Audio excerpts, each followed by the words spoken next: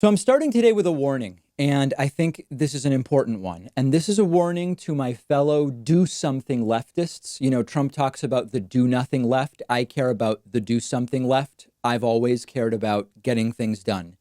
And the warning is as follows. Do not allow the right, and in particular, the Trumpian right, to make the next 3.5 months up until the presidential election about these culture war topics that they're increasingly trying to use to distract from the policy failures of this administration and to distract from the governance failures of this administration. Now, I'm including in this the Trump administration itself, Trumpists, but also the Republicans who maybe they're not vocally pro-Trump, but they've stood aside and allowed Donald Trump to do essentially whatever he wants.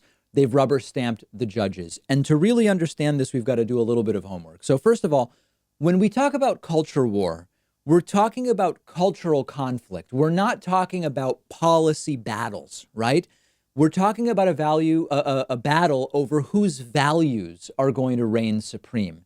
And these are also often, these culture war battles, they're often over issues where there's more disagreement than on policy. So on policy, we see on healthcare, on abortion, the country's nowhere near united, but there is much more support on one side. There's much less division as far as 50-50 division than we've seen in a long time. So I should remind you, there's a lot of right wingers and even so-called enlightened centrists who claim the left is waging a culture war and the right is just desperate to get a word in edgewise or something like that.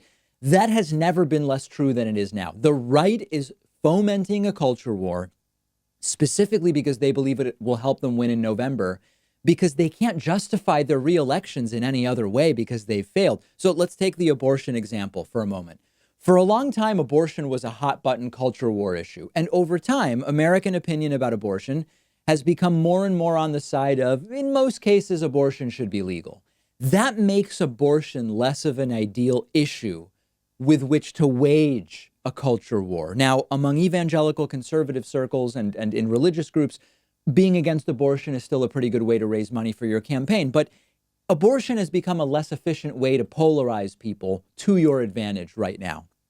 Everything we're seeing when it comes to sports team names, Confederate flags, Confederate monuments, protesters being peaceful versus violent, and to what degree is it one or the other? And to what degree do we need to give police deference? These are all fomenting a culture war, which does not favor the left in this election cycle. Even coronavirus has actually become a culture war issue, specifically when it comes to masks as a proxy for this ideology of freedom and liberty and don't tread on me. There's actually a debate to be had over, for example, which statues should come down and which statues should stay up, which names should be cleansed from history and which should be allowed to stand. Reasonable people can disagree about, where is the line between taking down a statue or what constitutes an offensive sports team name. But the problem is that for the next 3.5 months, it is a complete distraction from policy and which policy platform we are voting for. Nobody gets health care if a George Washington statue stays up, but the Robert E. Lee statue comes down. Reasonable people can disagree, but that doesn't get anybody health care. The Washington Redskins changing their name does nothing to improve education in any way, but it allows the right wing to continue parroting this idea of woke leftist mobs spreading cancel culture.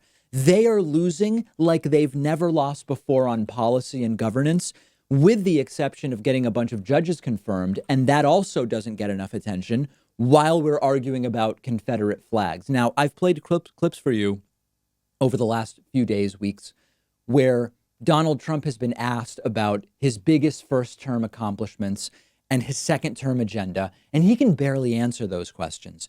That alone should disqualify Trump from a second term, but that gets less attention when they can make this about we're fighting a culture of Marxism, which of course doesn't exist, or cancel culture, or whatever they want to talk about. Now, where this gets difficult is that corporate media plays into this. Corporate media will stage these debates with people with particularly extreme positions on these issues, Person A says, keep every Confederate statue. Person B says, take down every statue, including George Washington, because he owned slaves.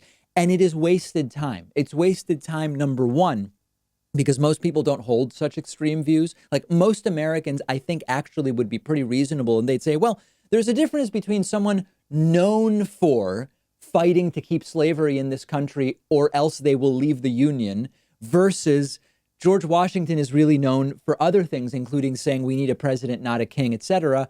And slavery was a sign of the times. It doesn't excuse slavery, but most people would understand the difference there. So the debates in media are set up with people with the most extreme views, and it only serves to distract from the historic failures we've seen from the current administration on coronavirus, on foreign policy, on education, on trade, on healthcare, etc. They win when the conversation is about flags and statues because it hides that they've face planted on every important issue for the last 3.5 years. So what we need to do is keep the focus on policy from now until November 3rd. Trump's polling has imploded for three major reasons: his handling of coronavirus, his handling of the economy in the context of coronavirus relative to other countries, and his insane reactions, his authoritarian reactions to the George Floyd protests.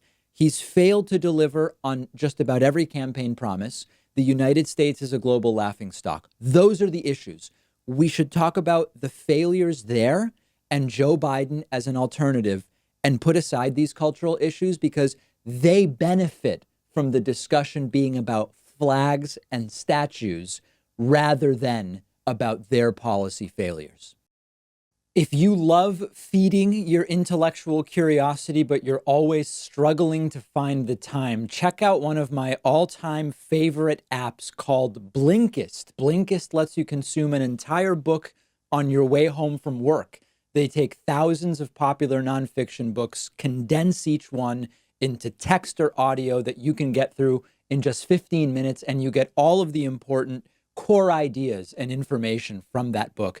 It's perfect if you don't have enough time to do all the reading you want to do, or if you just want to sample a book before you buy the entire thing. I recently read A Brief History of Time, of course, by the great Stephen Hawking. This is a book that I have been aware of for so long, and other things got in the way, and it was fantastic to check it out on Blinkist. Blinkist has books on politics, philosophy, science. They have 27 different nonfiction categories, and a subscription is only about $8 a month, and you get the entire library. But you can try it totally free and get 25% off a subscription when you go to Blinkist.com/Pakman. I've put the link right underneath this video.